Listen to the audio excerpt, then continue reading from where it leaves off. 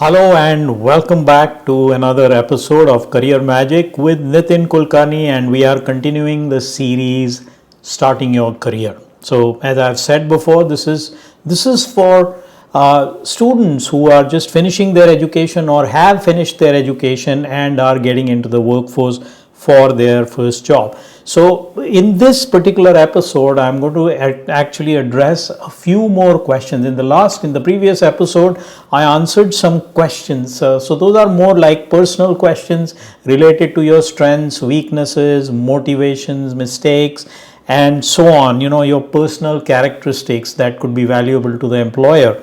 Where they want to understand you a little bit better. Here I'm going to talk about stuff that is more related to your education, to your project, and some things that you have done during the 4 or 5 years of your undergrad and postgrad. Okay, so that's what we are going to tackle.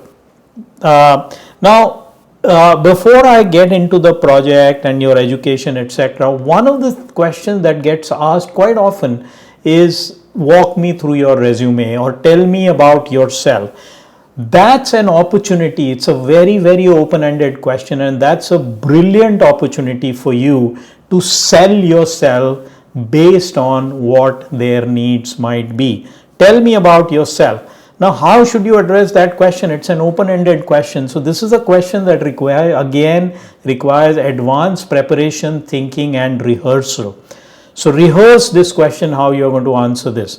Again, you don't want to talk for 30 minutes, starting with your childhood and when you were, in your diapers and going all the way to school, kindergarten. People don't want to hear that. One skill that you must have is being able to bring out the important things from your life story that would be interesting to the listener and that would be relevant to the listener. And I'll tell you what sorts of things those will be. So to address this question, tell me about yourself, a great way to start is just summarize. Remember, I had asked you at the top of your resume to write a summary statement. Just that summary statement stated in a more informal way is a good place to start. So you could say that, I'm a mechanical engineer and I have a very keen interest in design, mechanical design, and in the last 4 years I've done a lot of work and I have prepared myself for a career in design in industry. That is what I love to do, and I look forward to doing that and contributing over the next 5 years. And my journey that has brought me here, let me tell you a little more about the journey that has culminated in who I am today. During this time, you could also tell them about some of your strengths and what things you are really good at. But then ask them. It's a good idea to ask them, so would you like to hear, when you say tell me about yourself, so that's who I am. Would you like to hear my life story right from the time I was a child? I can briefly describe what happened and how I got here. Is that okay if I start from that point? And they may say, no, I don't want to hear about all that. Just start from your high school years, and then it gives you a starting point where you want to start.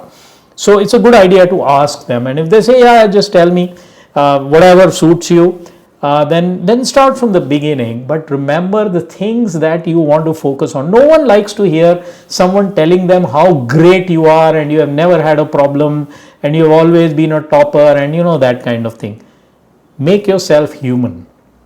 People want to hear about when you faced adversity, how you came out of it, how resilient you are, how tough you are, how you handle challenges, how you come out of mistakes. People want to hear that. So when you are doing the thinking in advance about answering this question, really reflect, close your eyes, sit down, reflect on your life journey, make important points of important events in your life and focus on those instead of just giving them a complete story. I was born here, then I did this, then I did that. That is not very interesting to people. Interesting things are when, even in stories, the interesting things are when there is a complication or there is something goes wrong and then something has to be done to fix it. That catches people's attention. Yeah. So make your life story interesting instead of going into every little detail. The signature events, adversities, big wins or triumphs, the places where you had to work hard talk about some of those events, and then that leads up to your college days, and then talk a little bit about that, and that has made you. So what are the things that have made you the person you are, and therefore this is who I am, and therefore this is how why I am valuable to a company. So if you do that style of thinking, call out these interesting signature events from your life, what you learned from them, and how you became the person you are, I think people will really warm up to you. But make it brief.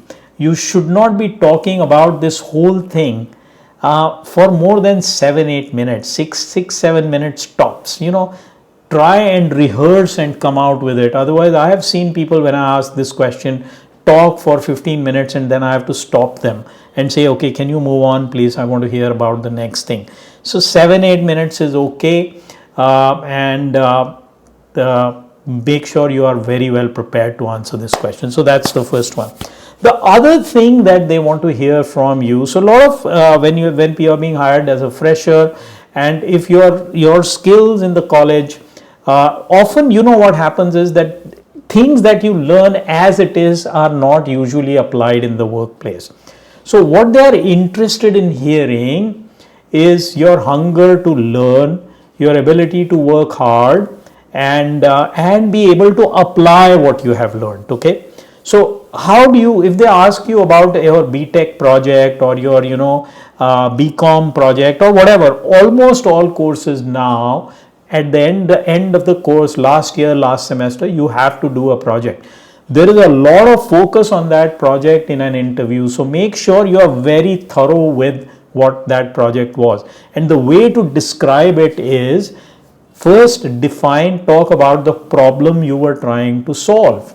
That is the first thing. So you can say that, yeah, you know what, I took up this project and the problem we were trying to solve was this. So I remember one of my BTech friends did a project where they built a digital caliper, and his problem statement might be that the manual calipers suffer from inaccuracies and this and that, and so we were looking to build a digital caliper which would be more accurate and it would be very easy to read, etc. So what is the problem you're trying to solve?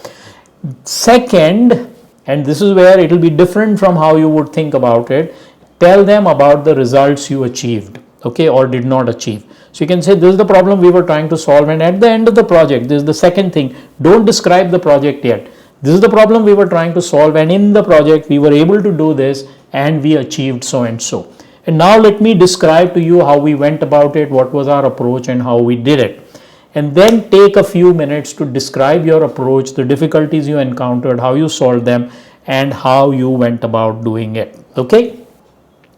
Again, remember one thing, all of those things that I said, clarity and focus, action orientation, ability to learn, and honesty. Bring out those qualities when you are describing how you did the project, what you did, how you problem solved, how you dealt with new things you had to learn, etc., etc.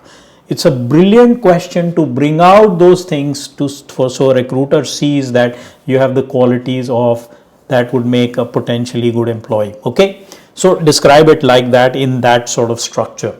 They will also ask you sometimes, if the interviewer is a technical person, is very aware of your technical education and knows that field, they will ask you, what is your favorite subject? Be prepared to answer the question, out of all the subjects you did, which one was the favorite? And why was it the favorite? Be prepared to answer that question. And when you answer that question, relate it to real life or your passion. So for example, if I ask this question, I became an IT professional, even though I was a mechanical engineer. Later in life, I became an IT professional. Whenever I would interview people who were graduate in computer science or something like that, I would always ask them for applications. So if I asked a question around data structures and they said stacks and queues, I would ask them, okay, give me a real life example of where you would apply a stack. And I've seen kids struggle with that question. So always when this is where you can actually steer the interview in a direction you want, by maybe casually mentioning in an answer to the question, well, yeah, I did this and my favorite subject during that time was this. you can be sure that the next question would be, okay, tell me a little more about why this was a favorite subject, etc. You sort of gently and very subtly steered the conversation in a direction you want, but be prepared to discuss the detail. Why was it a favorite? How is it related to the real world? And what additional work you put in on something that was a favorite in order to learn more. Okay, again, all of these things are things that you need to prepare in advance. Write down all of the things I'm telling you, replay this video again, write those things down, answer those questions in the structure I'm talking about, rehearse answering those questions in front of a mirror, and you have to be loose and informal, and you shouldn't be tight that verbatim you have to revert. The key is the structure, overall structure in which you are going to answer, and you remember the example. Then you can just describe them in your own informal way when you get to the interview. So I hope that was helpful. Get ready with these questions. The advantage of thinking about these questions is that you will also be thinking about your journey. You will be thinking about your challenges, and some of those things, when you think about them very, very consciously and make some notes, they will also help you answer other questions. So try this and be prepared. So I hope that was helpful, and you will be really well prepared, because in the next video I'm going to talk about how to deal with an interview. So far I've been talking about preparation, lots of it, right? So if you are well prepared, when you actually get into the interview, you are going to do better. So I'm going to, in the next video, talk about the actual interview.